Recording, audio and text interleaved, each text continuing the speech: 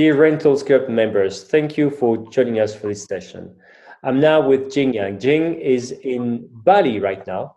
And as you can see from the logo behind him, he's the founder of Bukit Vista. Bukit Vista is an agency in Bali. We'll be talking about the business, what he does. And I wanted to reach out to Jing because I think we've known each other for a few years now, and he can bring a lot to our session today. He will be talking not only about what the business normally is like in Bali, what situation it is, but we'll be talking about how he's taken the time right now to innovate with his company. First, with the way he's enforcing cleaning standards, but also the way he's using this time to create innovation with his data science team, with his product team as well. And last thing we'll be talking about is how he's actually amped up his presence on social media. Why is he doing this? Why is he so present on LinkedIn? And why is he doing these reach outs? Very, very interesting points. So without further ado, Jing, how are you? I'm doing okay. Thank you, Thibaut, for asking. And thank you for this opportunity to speak with you at this webinar. We're doing good. So I think we've known each other for 5 or 6 years. Yes. On and off. So maybe could you give us a quick background about maybe yourself, also Bukit Vista? Sure, I'd be happy to tell you that, Thibaut. So what I've been doing here for the past, I think I started in Bali around 2004. Came here as a backpacker, and I met my wife at an art shop, or my future wife. I was about to get on an airplane. I went into the shop really quickly to get some souvenirs, and I ended up staying. So that's what brought me to Bali, and started Bukit Vista shortly after my time at Airbnb. So I had worked as the manager for overseeing the growth in Indonesia at the time. And post Airbnb, I thought of, how's a way that I can actually still do what I love to do, which was essentially managing communities and building this love of travel and discovering really interesting places into a career. So I got together with my wife and we started this company, Bukit Vista, on a weekend, actually. It was on a weekend, and we were sitting inside of a villa that one of our friends had asked us to help rent out. And we got a rental, actually, on the third day, I think. We were sitting in this property looking out over across the ocean. And Bukit means hill in the Indonesian language, so we're on a hill looking at the ocean, so we thought Bukit Vista, right? And that wasn't meant to be a name forever, but it just stuck. So yeah, that's a little story about myself and the company. Yeah, that's great to hear. And Bukit Vista obviously has properties all over Bali, I guess, not just on the Bukit, if you know Bali. So can you maybe tell us more about the properties you have, also maybe the kind of properties you're choosing, and as well what's the demand is like right now? All right. Well, certainly very good questions, Thibaut. Thank you for asking. So we're actually not just in Bali. We're all across Indonesia. The majority of our bookings have in the past been in Bali, but we're also active in the central Java city of Yogyakarta as well. The situation, I would say, in terms of how we began is, funny enough, we began with villas. I had worked in Bali as a real estate agent for a number of years with a company called Exotic. And during that time, I had developed a familiarity with the marketplace. I'd been going off a lot, seeing land and construction sites and villas with different owners and different investors and developers. So I became quite familiar with this particular aspect, that a lot of properties after they had been developed were not productive as investment properties. They were not getting rentals. So we started with essentially looking at villas and developments. So we were quite lucky, I guess, if I were to look back. We started, I believe our first property was a beachfront villa in Nusa Dua, and it's been one of our longest partnerships, in fact. From there, we actually started getting into resorts after a certain while, because we were getting so much demand at the time from Airbnb for oceanside properties that we kept on filling up whatever place that we were involved in. So that kind of led to an expansion inside resorts. Furthermore, when Canggu started taking off, the first properties we got were very lucky. They got us inside the community, and these people were building guest houses and smaller hotels. So we got involved in also that market too as well. So altogether in our portfolio, we have a mix of resorts, villas, apartments, and guest houses. I would say that's the composition of our product categories. And we generally find that we're very agnostic as far as like what do we go after. We go after whatever gets a booking. Fundamentally, I've realized that it's the guest that actually decides whether or not one property is truly better than another one. So in terms of how things are doing right now, I can tell you actually, we went from about 110 bookings back in February, which was a low season traditionally. We get about between 2 and 8 bookings a day now. And I guess I'm happy that we still get bookings at all. There's a lot of properties that probably get nothing. Most of these bookings are happening a little bit further into the future, like during our peak season dates or supposedly peak season dates now, August, September, a little bit further on into the future. The condition in Bali is, I guess it's not great. It's probably the worst it's ever been. I came here after the second bomb, and the island was deserted. I came in on, I think, a 777 flight, and I had essentially a section of the airplane from curtain to curtain all by myself. So it was almost like those airplanes that take you for those zero gravity experiences. You have this whole entire section of the airplane just with myself.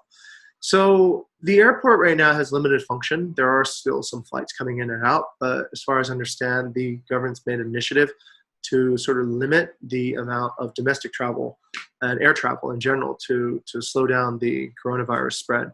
So it's tough. It's probably one of the most difficult times I've ever seen in my history here, which is about 14 years now.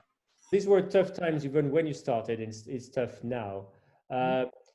So, of course, it's a crisis, but you're also trying to use this crisis to adapt your Yes, to the new conditions. And one, definitely. the obvious one is like, okay, when people go back, when they arrive, one of the first thing we'll care about is probably going to be cleanliness. And on that, Yes. we've already taken action. So, and we chatted a bit before that to prepare the call, and you have these very interesting ways of making sure that people are cleaners actually doing what they should be doing. So can you share a bit more with us, please? I'd happily do that. So Thibaut, this discussion came from what we know about leadership, which is do the things that you can control and leave the things that you can't control up to fate, I guess. So one of the things we knew that we can control is we can control what sort of behaviors that we have right now to put us in the best possible position for when things get better. I remember hearing this quote somewhere: "Never let a good crisis go to waste," which means that essentially this is the fourth time this company has been through essentially an existential crisis. So each previous time we saw that there is a way to come out of it stronger. So in regards to cleaning, it was a challenging project. It was challenging because it was something that normally we don't put a lot of, I wouldn't say we don't put a lot of focus on, but it is not like it's not the most sexy topic that is available. But normally we're more focused on content or revenue management or these other factors that are far more glamorous. So we had to really think back to the fundamentals, back to the core again about cleaning. And so we thought about some of the constraints that we're facing, which I believe a lot of property management companies are also looking at, that we do not directly pay the people who actually clean the sites. And these are essentially employees of each property. But we do have influence, and we have influence through our communication and through our education and awareness programs. So we knew that. And then what we did was we thought, how do we make this so simple that nobody could mess it up, right? How do we make it so easy such that everyone would find success in it? So one of the most fundamental things we did was, all right, we know that if we give, let's say, written directions, people probably won't be able to envision it as well as if we made a video. So my wife and I, we got together and we cleaned a villa, and we made it really kind of short. It was a 5 or 6 minute video, but it touched upon all the ideas of using disinfectant and cleaning all the areas that you normally would not clean. So that's just to kind of like raise the awareness and also make the education simpler. The next process of getting that built was thinking about how you're going to monitor this, how you're actually going to check and make sure that these properties are being cleaned. And we know that we do not have the capability to constantly monitor. That would require far too much output. So we took a idea of a checklist, and we put essentially checklists in each room stating essentially what has been cleaned. So essentially like a cleaning menu. The cleaners are then checking off each item on that, and they will date and sign each checklist so that a guest coming in will see, okay, this room has been cleaned. These are the things that have been disinfected. These are the things that have been addressed. And they would see the person's name and the date on the checklist too as well. So I think that level of transparency and that relationship that happens between the person who actually cleans the property and the person who actually stays there is pretty important. To have, let's say, a manager in the middle would actually make things more complicated and also make things less truthful in some ways too as well. So that was our method of creating a sense of self-monitoring. The other part was, okay, how can we digitize this as well? So how can we report back to people who are trying to manage all the different properties on a check-in day about this? So we developed an app, which was an app that we were using anyways, but this part isn't complete yet, but we're working on it.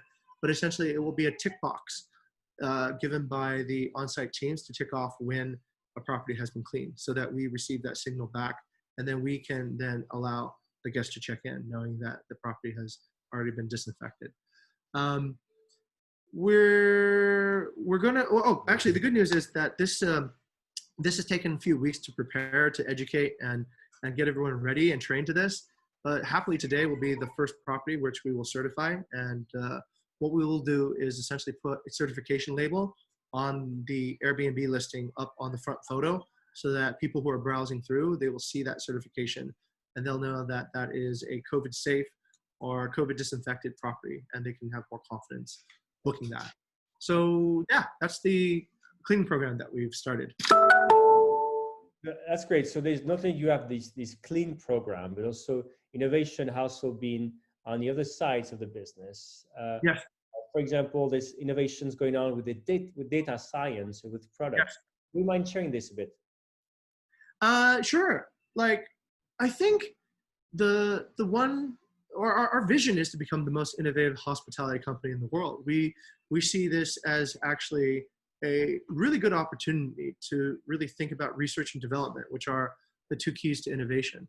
Normally during good times, I guess, in Bukit Vista, the corresponding tragedy is that it's really hard to do research and development when there's so many urgent things happening.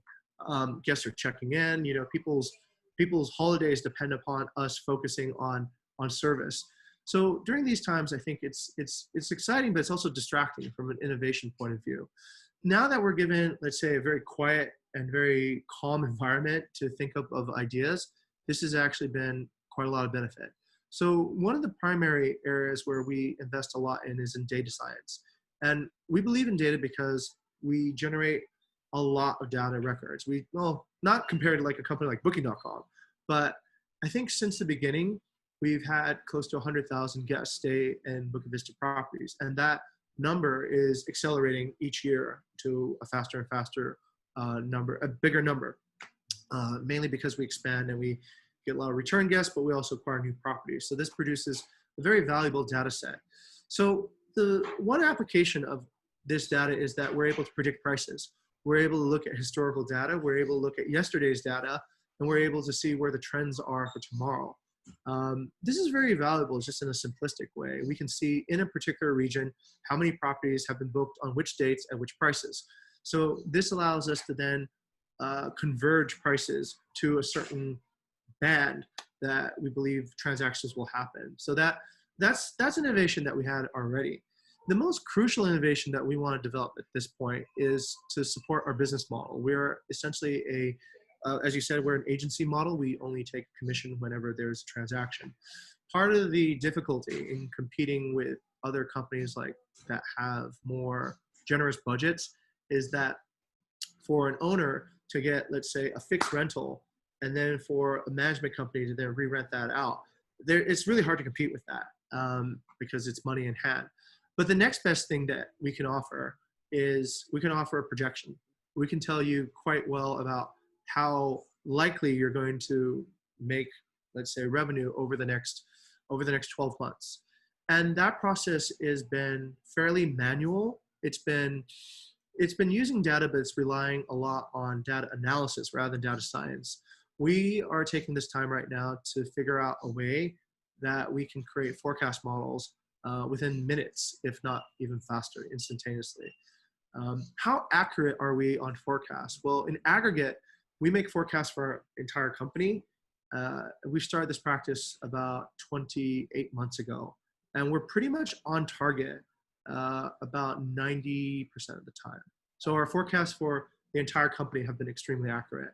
Now, that's a little bit easier because we're talking about hundreds of properties aggregated together. So then there's more of a convergence, but we're still trying to perfect the process of creating an accurate forecast for an individual property. And the hardest is to create a forecast for a property of which there are no similar properties currently that we have. So those are the challenges, and that's what our data science team is working on to resolve at the moment as one of their primary projects. Mm-hmm. It's super interesting using this time to innovate as well in operations, but also processes, and then as well as data science. And so thanks for sharing that with us today. And I know you've also been sharing a lot on LinkedIn, for example, and actually there's a whole thought behind this. So why is Booking Vista so visible at the moment? What's the goal here? Okay, so to be very frank as well, one of parts of this idea of leading to innovation is, I think innovation is about sharing, and I think it's about discovery. So I think what stops a lot of people from innovating is the question of, am I doing the right thing? Is this thing I'm going to do going to be worthwhile in the end? And I think it's a very valid question. And my earlier youthful days, I would say just do it like Nike and just figure it out on the way. But after having gone through, let's say, starting and 3 existential crises in this company, Bukit Vista, I would say probably the best way to go about innovation is to first ask. You should ask, and you should talk to people who, let's say, have done similar things before, just to get yourself started on the right path. It might work. Like in our company, we've had things that worked, but were they the best way to do it? No. And do I regret it? A little bit, because let's say if we had probably worked on a different mindset, then that time that we had put behind the idea would have gotten more successful. So in that aspect, I was able to think, all right, so let's do this. Let's get our teams to focus on professional networking. Let's go out and let's ask people who are much more experienced than us about what they have learned. If we want to do global marketing, let's talk to people who've done it before. If we want to talk about creating prediction models, let's talk to people who've done it before. What was very surprising was a lot of people were very, very open to sharing with us. At first, we were offering small stipends, and after a while, we were just saying that just help us because we want to learn.